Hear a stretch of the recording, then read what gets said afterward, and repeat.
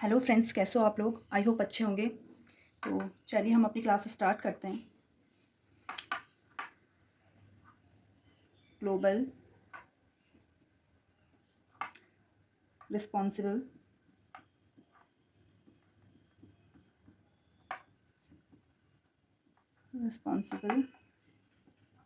Tourism award. ठीक है, ये एक अवार्ड दिया जाता है, ग्लोबल रिस्पॉन्सिबल टूरिज्म अवार्ड। तो ये अभी किसे दिया गया है?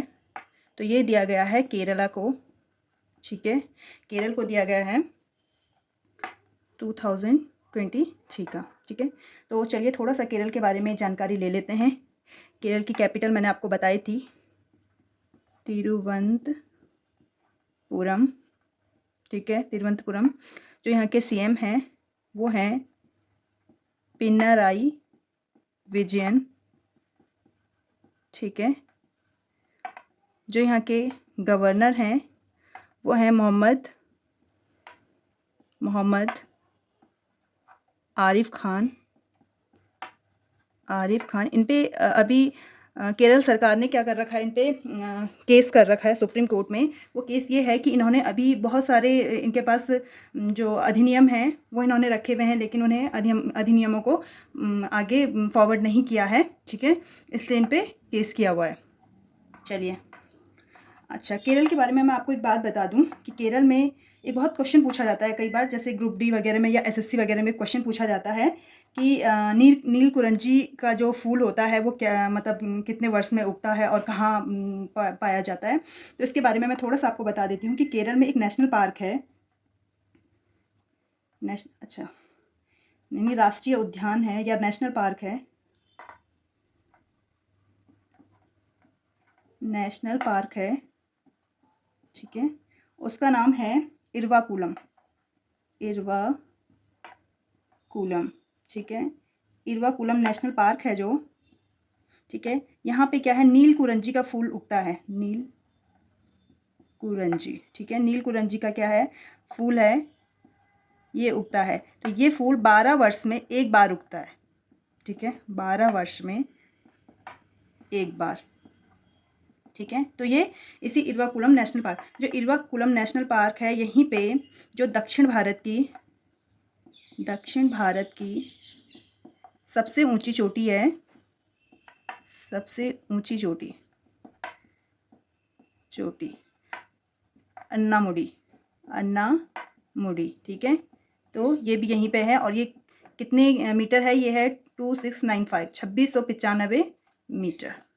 ठीक है, तो चलिए, और जो केरला है, केरला में एक त्यौहार मनाया जाता है, उसको बोलते हैं विशु।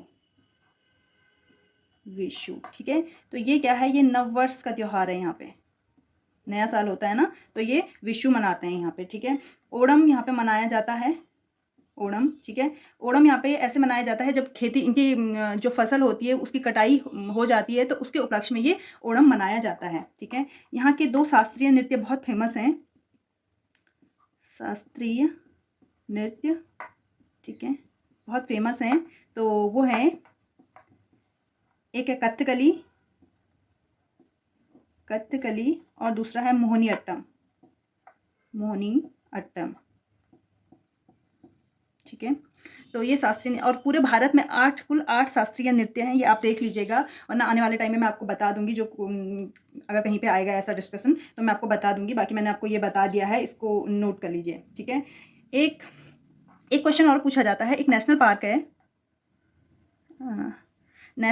है, उसका नाम है, केरला में ही है, तो उसका नाम है साइलेंट वैली। ठीक है, साइलेंट वैली नेशनल पार्क। ठीक है, ये क्या है, केरला में ही है, और ये यहाँ पे एक आंदोलन चलाया गया था, सेव साइलेंट वैली। ठीक है, सेव साइलेंट वैली।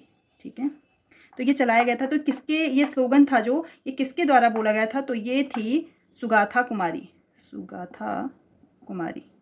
ठीक है, ये पूछा जाता है, और ये हुआ था आंदोलन 1973 में। ठीक है, तो इसको नोट डाउन कर लिया। जो साइलेंट वैली है, सबसे ज़्यादा जैव विविधता भारत में यहीं पे देखी जाती है, साइलेंट वैली में, ठीक है। चलिए नोट डाउन कीजिए आप, फिर हम आगे चलते हैं। नेक्स्ट है अंतर्राष्ट्रीय सौर गठबंधन। सौर गठबंधन यहाँ पहले भी डिस्कस कर चुके हैं प्रीवियस क्लास में। यहाँ पे अब एक नया क्वेश्चन, मतलब करंट में एक टॉपिक आ गया इसका, तो इसको दोबारा डिस्कस कर लेते हैं यहाँ पे। तो अंतर्राष्ट्रीय सौर गठबंधन है, इसका एक देश ने और साइन किया है, इसमें नया सदस्य बना है, जो उसका नया सदस्य, ठीक है, तो वो बना है चिली, ठीक है, ठीक है। चिली है कौन से कॉन्टिनेंट में है? ये है साउथ अमेरिका में, ठीक है। तो चिली ने अभी इसमें शामिल हुआ है, अंतर्राष्ट्रीय सौर गठबंधन में शामिल हुआ है। चिली की जो कैपिटल है ये है सेंटियागो, ठीक है, सेंटियागो इसकी कैपिटल है। और इसकी जो करेंसी है वो है पैसो यानी मुद्रा या करेंसी, ठीक है, पैसो है। तो थोड़ा सा हम अंतर्राष्ट्रीय सौर गठबंधन के बारे में डिस्कस कर लेते हैं। वैसे तो पहले भी कर चुके हैं हम। इसके कुल कितने सदस्य हैं? जो इसके सदस्य बन चुके हैं वो है 95, और 95वां कौन सा है? चिली है 95वां, ठीक है। और सदस्य, ठीक है। और इसमें हस्ताक्षर करता है जो ठीक है, हस्ताक्षर करता है वो है 120, ठीक है। इसका क्या मतलब हुआ कि इसके सदस्य 95 हैं और हस्ताक्षर करता 120 हैं। तो इनमें ऐसा है, जो ये 120 हैं, इन्होंने अभी अपने डॉक्यूमेंट सबमिट नहीं किए हैं कि ये पूरी तरह से इसके सदस्य बन जाएं, इसलिए ये हस्ताक्षर करता है। और जो सदस्य हैं जो पूरी तरीके से काम कर रहे हैं इस गठबंधन के अंदर, वो हैं 95, ठीक है। तो इसका गठन कब हुआ था? गठन हुआ था इसका 30 नवंबर 2015, ठीक है। कहाँ पे हुआ था? पेरिस में हुआ था, ठीक है। उस समय कौन सा क्या चल रहा था? COP21 चल रहा था पेरिस में, ठीक है। तो उस समय इसका गठन किया गया था। और ये हुआ था जो गठन, ये था आपका भारत और फ्रांस के सहयोग से, ठीक है। और इसका जो हेडक्वार्टर है वो मैंने आपको पहले भी डिस्कस किया था कि हेडक्वार्टर इसका गुड़गांव में है, यानी गुरुग्राम में है, ठीक है। तो आप इसको नोट कीजिए, फिर मैं इसको इरेज कर रही हूँ और आगे चलते हैं फिर, या स्क्रीनशॉट ले लीजिए। चलिए फिर मैं इसे इरेज कर रही हूँ।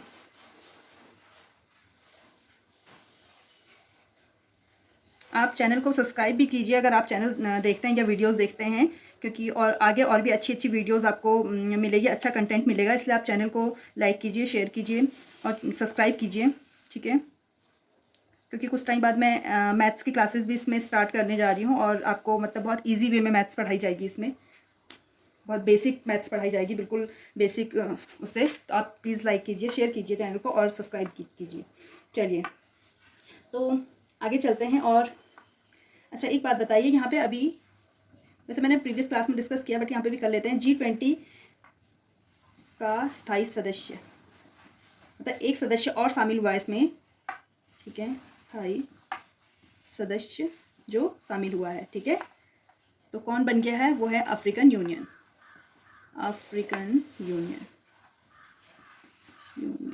ठीक है। तो ये शामिल हो गया है। तो ये जब हमारे भारत के पास सदस्यता थी G20 की, ये तभी शामिल हुआ था, ठीक है, अफ्रीकन यूनियन। चलिए अभी एक और है ब्रिक्स देश हैं, जो ब्रिक्स एक समूह है, ठीक है। 5 देशों का समूह था ये पहले, अब ये 11 देशों का समूह हो गया है। तो ब्रिक्स में कौन कौन से देश शामिल हुए हैं, ठीक है। तो ब्रिक्स में हुए हैं, इससे पहले मैं इससे बता देती हूँ आपको, ये जो 5 देश हैं, ये देशों के नाम पे ही ये ब्रिक्स बना है। बी से होता है ब्राज़ील, ठीक है, रसिया, रूस, ठीक है, इंडिया, भारत, सी से होता है चाइना, और एस से होता है साउथ अफ्रीका, ठीक है। ये इसके अफ्रीका, ठीक है, ये इसके देश हैं। और इसमें अब जो शामिल हुए हैं 10, ठीक है, ऐड हो गए हैं, तो वो है अर्जेंटीना, ठीक है। दूसरा हुआ है मिस्र,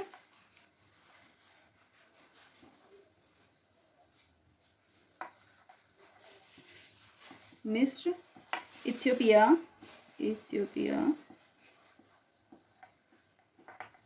ईरान, यूएई संयुक्त अरब अमीरात, ठीक है, और सऊदी अरब, ठीक है। तो ये शामिल हुए हैं, अभी ये देश शामिल हुए हैं। तो अब ये कुल पहले 5 थे, अब ये 11 हो गए हैं। तो ये पूछा जाता है, और जो नए देश शामिल हुए हैं वो ये हैं जो नए देश शामिल हुए हैं, ठीक है। इसको आप अच्छे से याद करें। सबसे अंत में जो हुआ है ये है सऊदी अरब, ठीक है। तो चलिए,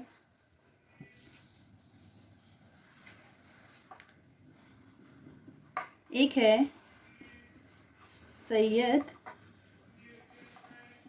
मुश्ताक अली ट्रॉफी, ठीक है। आजकल पता नहीं कौन कौन सी ट्रॉफियाँ खेली जा रही हैं, और इसको सबको आपको याद करना पड़ेगा ये, क्योंकि पूछा जाता है खिताब, ठीक है। 2023, तो ये सैयद मुश्ताक अली ट्रॉफ़ी है जो, इसका खिताब कौन से किसने जीता है? तो ये है, इसमें विजेता है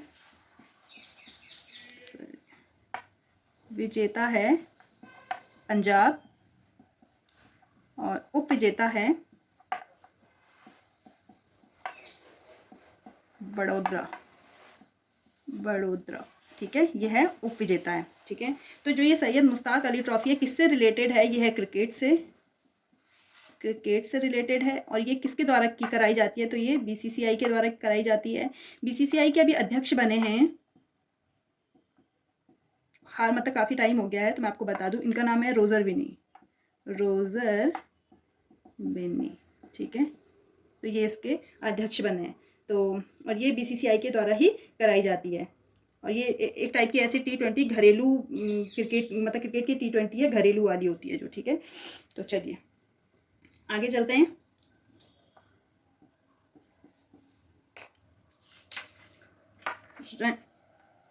रणजी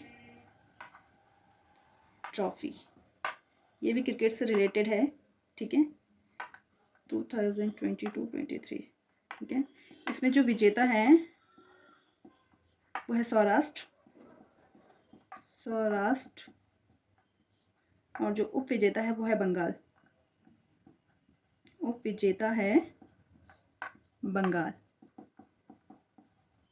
ठीक है। तो इसे भी, ये भी क्रिकेट से रिलेटेड है, तो इसे भी नोट डाउन कर लीजिए, फिर हम आगे चलते हैं। चलिए मैं इरेज कर देती हूँ उसको।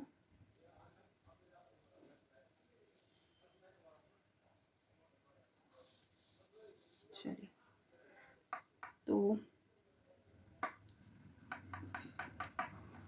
भी डीआरडीओ के नए प्रमुख बने हैं,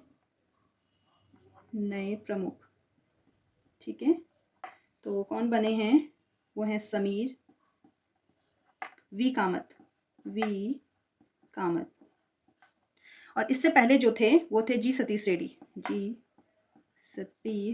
क्योंकि कभी कभी ऐसा भी पूछ लिया जाता है क्वेश्चन कि किसको रिप्लेस करके समीर वी कामत बने हैं, तो आपको ये भी पता होना चाहिए कि इससे पहले कौन है। इसलिए मैंने आपको बता दिया, जी सतीश रेड्डी इससे पहले थे, और अब हैं समीर वी कामत।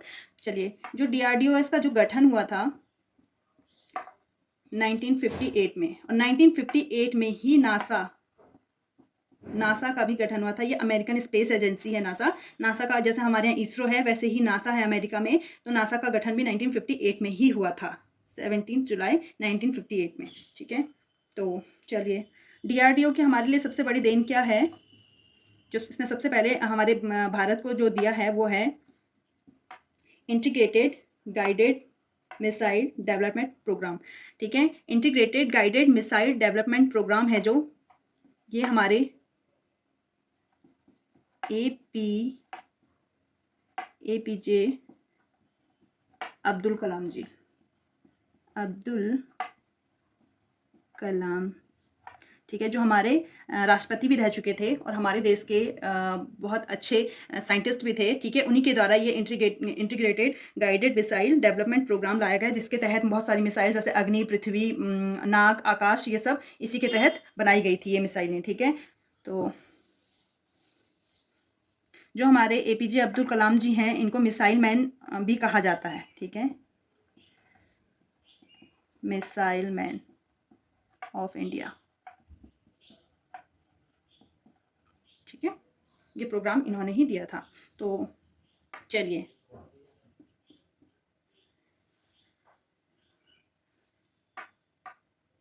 तो 5वां खेलो इंडिया यूथ गेम। इससे पहले हमने जो पढ़ा था, कल पढ़ा था हमने, तो वो था खेलो इंडिया यूनिवर्सिटी गेम था, और वो यूपी में हुआ था, यूपी के 4 शहरों में हुआ था। मैंने आपको बता दिया था, जिसने नहीं देखा है वो देख लीजिएगा, प्रीवियस जो हमारी क्लास हुई थी, ठीक है। और जो अभी ये 5th खेलो इंडिया यूथ गेम हुए हैं, ठीक है, ये हुए हैं एमपी में, चलिए मध्य प्रदेश में हुए हैं, ठीक है। और इसका जो शुभंकर था या मस्कट था, वो था आशा एंड मोगली, ठीक है, आशा एंड मोगली, ठीक है। यहाँ पे जो फर्स्ट मतलब जो फर्स्ट रैंक विजेताओं में जो फर्स्ट रैंक मिली थी, तो वो थी महाराष्ट्र। जो सेकंड रैंक, तो वो था आपका हरियाणा। और जो थर्ड रैंक थी वो थी मध्य प्रदेश की, ठीक है, एमपी की थर्ड रैंक थी। तो जो ये शुभंकर है, ये अक्सर पूछे जा रहे हैं एग्जाम्स में, इसलिए इसे भी ध्यान से देखिएगा। मैंने कल का भी बताया था आपका कि जो यूथ खेलो इंडिया यूनिवर्सिटी गेम हुए थे, उनका जो शुभंकर था वो जीतू था। और उससे पहले जो फीफा हुआ था, महिला फीफा विश्व कप हुआ था, उसका तजुनी था, ठीक है। वो मैंने सब आपको बता दिए थे, तो आप देख लीजिएगा। चलिए आगे चलते हैं।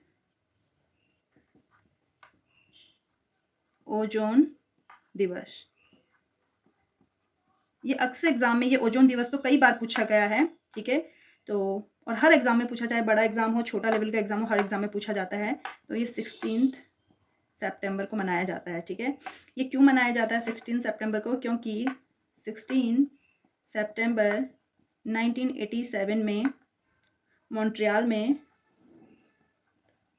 मॉन्ट्रियल में, ठीक है, एक प्रोटोकॉल हुआ था, इसको बोलते हैं मॉन्ट्रियल प्रोटोकॉल, ठीक है। इसमें क्या हुआ था कि ओजोन को सेव करने के लिए, ओजोन परत को कैसे बचाया जा सकता है, और जो ओजोन को जो गैसें नष्ट कर रही हैं, उनको कैसे कम किया जा सकता है, इस सब का एक प्रोटोकॉल हुआ था, एक प्रोटोकॉल डिसाइड किया था। तो उसी दिन से 16 सितंबर ये डिसाइड किया था कि 16 सितंबर को ओजोन दिवस मनाया जाएगा और इन चीज़ों के लिए जागरूक किया जाएगा। चलिए, तो एक चीज़ मैं आपको अक्सर जो पूछे जाते हैं, चलिए ये आपने कर लिया होगा तो मैं इरेज कर दूँ इसको, आई होप हो गया होगा। चलिए, तो जो कुछ ऐसे दिवस है जो अक्सर पूछे जाते हैं, जैसे विश्व जल दिवस, ठीक है, और विश्व पृथ्वी दिवस, अर्थ डे भी बोलते हैं इसको, और विश्व जैव विविधता दिवस, ठीक है। तो ये कब मनाया जाता है? तो जल दिवस जो है, विश्व जल दिवस है, ये 22 मार्च। पृथ्वी दिवस है, ये है 22 अप्रैल। जो जैव विविधता दिवस है, ये 22 मई, ठीक है। तो आप इसको इस तरीके से याद कर सकते हो, जैसे वेब करके, ठीक है, वेब करके याद कर सकते हो कि W से होगा जल दिवस, वाटर, ठीक है, E से होगा अर्थ यानी पृथ्वी दिवस, और B से होगा बायोडाइवर्सिटी यानी जैव विविधता दिवस, ठीक है। तो मैंने इस तरीके से ट्रिक बना रखी है, अगर आपको सही लगता है तो आप भी कर सकते हैं इसको। और मार्च, अप्रैल और मई, और 22 तारीख है, ठीक है। तो चलिए, अक्सर पूछे जाते हैं ये जो दिवस हैं, इसलिए मैंने आपको बता दिया, ठीक है। लता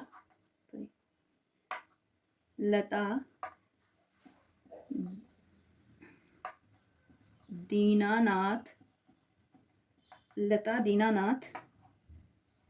लता मंगेशकर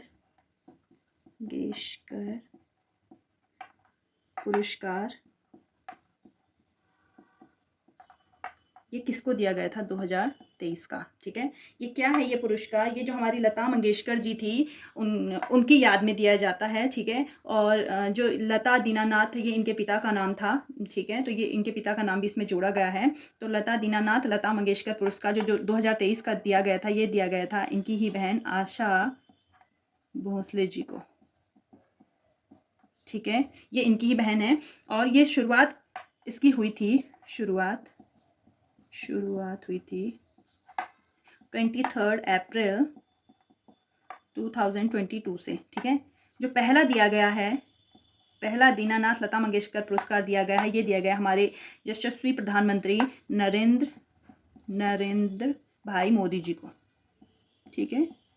पहला जो दिया गया है, अक्सर पूछा जाता है इसलिए मैंने आपको बता दिया है, ठीक है। अभी 2 ही बार दिया गया है, पहला नरेंद्र मोदी जी को दिया गया है, सेकंड दिया गया है आशा भोसले जी को, ठीक है। तो चलिए आप नोट डाउन कीजिए, मैं इसे इरेज कर रही हूँ। और ऐसा करते हैं, आज यहीं पे हम अपनी क्लास को समाप्त करते हैं, और इससे आगे फिर कल देखेंगे, कल लेके आएंगे नई क्लास। तो आज हम अपनी क्लास को यहीं पे समाप्त करते हैं। अगर आपको वीडियोस अच्छी लग रही है तो लाइक कीजिए, शेयर कीजिए और चैनल को सब्सक्राइब कीजिए, कमेंट कीजिए, पॉजिटिव कमेंट कीजिए, नेगेटिव कमेंट कीजिए, जैसा आपको लगता है कीजिए, ठीक है, लेकिन कीजिए कमेंट। और बाकी चैनल को सब्सक्राइब कीजिए, और कल मिलते हैं एक अच्छी सी क्लास में, एक अच्छे से कंटेंट के साथ और एक पॉजिटिव एनर्जी के साथ। Thank you for watching.